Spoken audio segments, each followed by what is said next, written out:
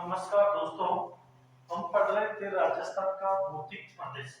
भौतिक प्रदेश के कई बिंदु पूरे हो चुके थे और जो बाकी है उन पर आज हम चर्चा करेंगे। देखो, सबसे पहले पर बात करते हैं राजस्थान का भौतिक प्रदेश। राजस्थान का भौतिक प्रदेश यानी राजस्थान का जो भौतिक प्रदेश है उसकी बात करेंगे। इस भौतिक प्रदेश को हमने चार भागों में बांटा था। एक तो बांटा था उत्तरी पश्चिमी मरुस्थल प्रदेश, और दूसरा बांटा था मध्य अरावली। दूसरा जो बांटा था वो था मध्य अरावली, और तीसरा जो भाग था वो था पूर्वी मैदानी प्रदेश, पूर्वी मैदानी प्रदेश। और जो चौथा भाग था साथियों वो था दक्षिणी हाड़ौती व पठारी प्रदेश। तो साथियों याद रखो, इसमें से हमने सबसे पहले ये पढ़ रहे थे कि उत्तरी पश्चिमी मरुस्थल प्रदेश पढ़ेंगे। अब इस उत्तरी पश्चिमी जो मरुस्थल प्रदेश है इसको भी हमने आगे जाकर दो भागों में बांट दिया। कितने भागों में? दो भागों में बांट दिया। इसे तो सूक्ष्म और एक इसे बांटा सूक्ष्म मरुस्थल, और एक बांटा हमने इसको अर्ध सूक्ष्म मरुस्थल। अर्ध सूक्ष्म मरुस्थल इस प्रकार से हमने इसको दो भागों में बांटा। तो हम दो भागों में से बांटे सूक्ष्म और अर्ध सूक्ष्म। और देखेंगे सूक्ष्म क्या है, अर्ध सूक्ष्म क्या है। साफ साफ शब्दों में सूक्ष्म प्रदेश ऐसा प्रदेश जो बिल्कुल ही सूखा हो उसे हम कहेंगे सूक्ष्म मरुस्थल। क्या कहेंगे उसे? पर सूक्ष्म मरुस्थल कहेंगे जो बिल्कुल ही क्या हो, सूखा हो। अर्ध सूक्ष्म मरुस्थल ये ऐसा प्रदेश है जहाँ पे थोड़ी नमी पाई जाती है। अब देखो, परीक्षा में इसमें से बहुत अच्छी सी बातें पूछी जाती है कि भाई ये राजस्थान का मानचित्र है। ये माना कि राजस्थान का मानचित्र है, और ये वो अपने राजस्थान में जो गुजर रही है इसका नाम है अरावली पर्वतमाला। इसका नाम है अरावली पर्वतमाला। और इधर पूर्वी मैदानी क्षेत्र है, दक्षिण पठारी है, उन छोड़ो। और जो ये क्षेत्र दिख रहा है बाकी ये क्षेत्र, इस क्षेत्र का जो संपूर्ण नाम है, संपूर्ण जो नाम है वो होगा उत्तरी पश्चिमी मरुस्थल प्रदेश। उत्तरी पश्चिमी मरुस्थल प्रदेश, पश्चिमी मरुस्थल प्रदेश। अब ध्यान दो साथियों, अब इस उत्तरी पश्चिमी मरुस्थल प्रदेश को भी क्या किया जाता है, दो भागों में बांटा जाता है। दो भागों में। अब वो किस प्रकार से बांटते हैं? इस प्रकार से। अब जो ये जो क्षेत्र है ये तो हो गया सूक्ष्म मरुस्थल, सूक्ष्म मरुस्थल, और ये हो गया अर्ध सूक्ष्म मरुस्थल। अब परीक्षा में इसके अंदर से भी बहुत अच्छा प्रश्न निकल के आता है, किस प्रकार से पूछते हैं। तो ध्यान दो भाई, जो सूक्ष्म जो मरुस्थल है परीक्षा में इस प्रकार से पूछा जाएगा, सूक्ष्म मरुस्थल व अर्ध सूक्ष्म मरुस्थल का कितने सेमी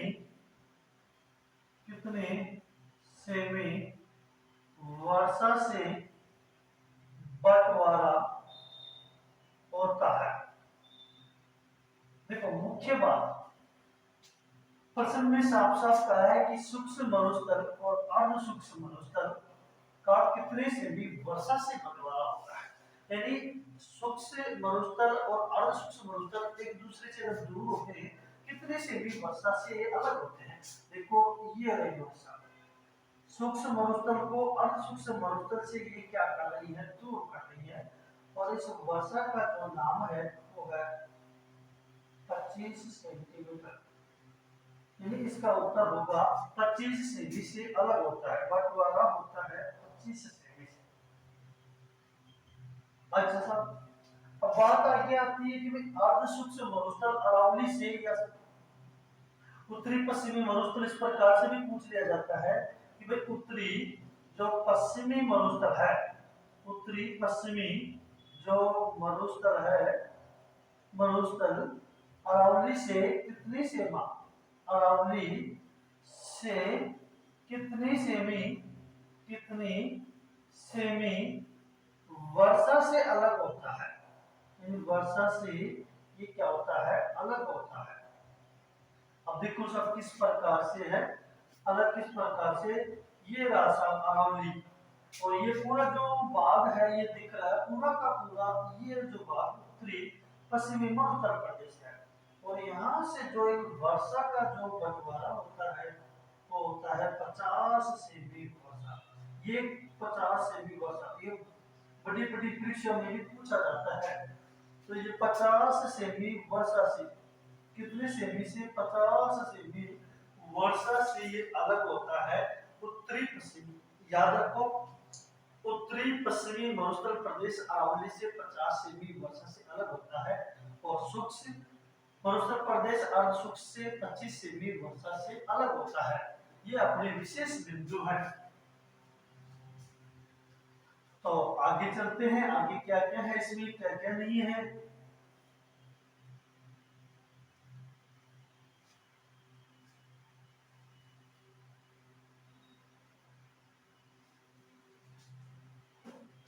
देखो हमने शुष्क मरुस्थल प्रदेश पढ़ रहे थे और शुष्क मरुस्थल प्रदेश, शुष्क मरुस्थल प्रदेश, अब शुष्क मरुस्थल प्रदेश की हम बात कर रहे थे, बिल्कुल ही जो सूखा है उसकी हम बात कर रहे थे शुष्क मरुस्थल प्रदेश की।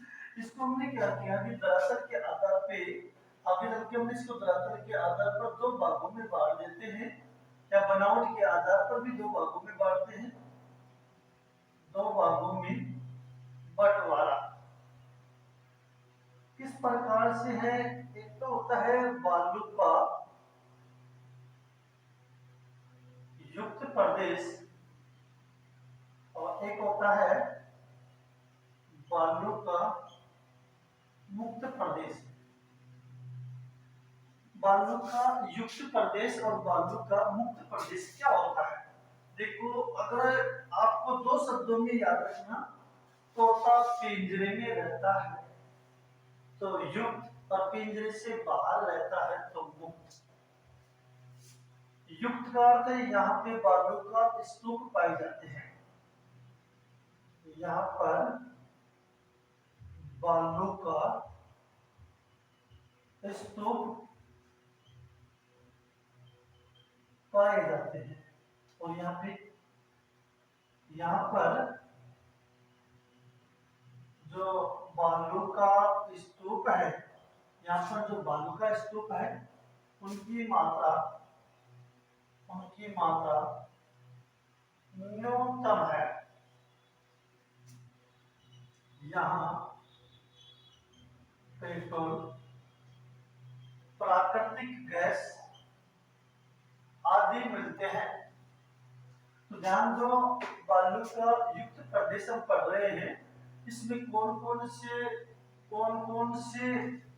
बालू का युक्त में कौन कौन से पाए जाते हैं। जैसे एक तो होता है अनुप्रस्थ, अनुप्रस्थ बालू का स्तूप। ये कैसे बनता है, हवा की दिशा में समकोण। शॉर्ट में याद रखो कि हवा की दिशा में समकोण किस प्रकार से बनता है। ये देखो हवा जा रही, ये देखो हवा जा रही, क्या जा रही है, हवा, और ये इस प्रकार से जाके यहाँ बनता है। तो ये बालू का जो स्तूप है ये हवा की दिशा में क्या बनता है, समकोण बनता है। यानी बालू का अनुप्रस्थ बालू का स्तूप हवा की दिशा में क्या होता है, समकोण बनता है। फिर उसके बाद में साथियों मैं एक बार बता देता हूँ आपको, अगर वीडियो आपको अच्छी लगी तो अपने दोस्तों में भी शेयर करें, वरना कोई बात नहीं है, अच्छी ना लगे तो ना शेयर करें। देखो